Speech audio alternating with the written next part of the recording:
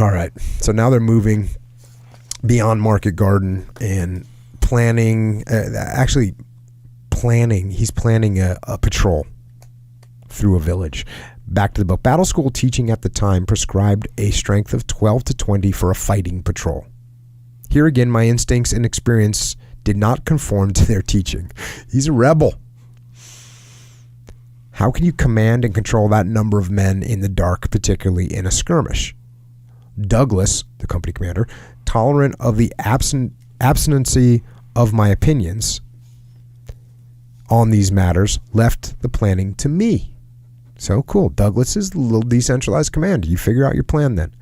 I like this. The composition of the patrol I based on personalities and not on a battle school ordained number. So imagine that. You're planning based on the personalities of the individuals you have. The countryside being comparatively open, I decided to take a Bren gun. Being steady, Williams and Filmer would fill the bill admirably. If we ran into trouble, they could provide covering fire for any assault we might make, or if things went badly, they could cover our withdrawal. Cover and move. Obviously, the assault party required strengthening, so I decided to take a total patrol strength of 6 men, 1 Bren with 7 magazines, and 3 armed with stens with 5 magazines, and 4 36 grenades each, plus a pair of wire cutters.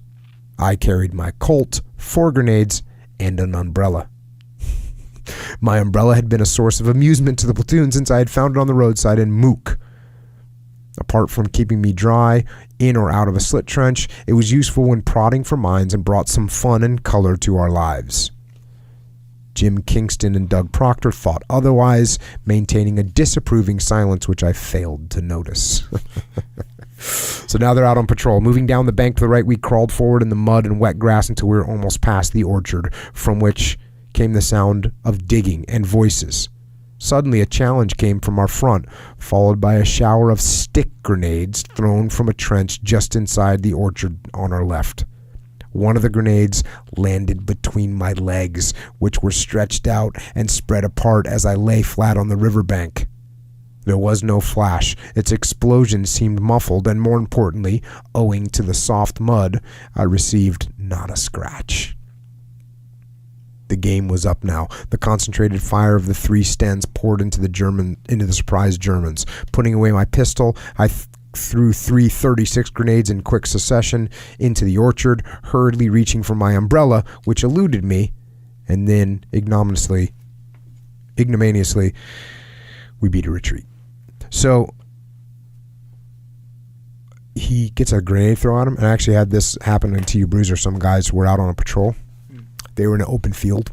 They had cover from one side because they had pre-planned how they were going to cross this field. And while they were out there, they got hit with machine gun fire and then mortars. And they got mortars on them. And luckily, because they were in like a muddy field, like almost rice paddy scenario, the mortars, when they hit, they went into the mud. Yeah. And so they exploded, but there was the shrapnel was all absorbed by the mud. Yeah. That's a lucky day for TU Bruiser right there. Yeah. Boys were a little fired up when they came back from that one.